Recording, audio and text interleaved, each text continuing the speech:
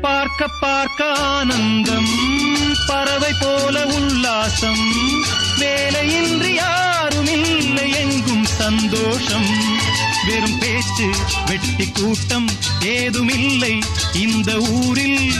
கள்ளம் கபடம் வஞ்சகமின்றி கண்ணியமாக ஒற்றுமை உணர்வுடன் வாழும் சிங்கப்பூர்.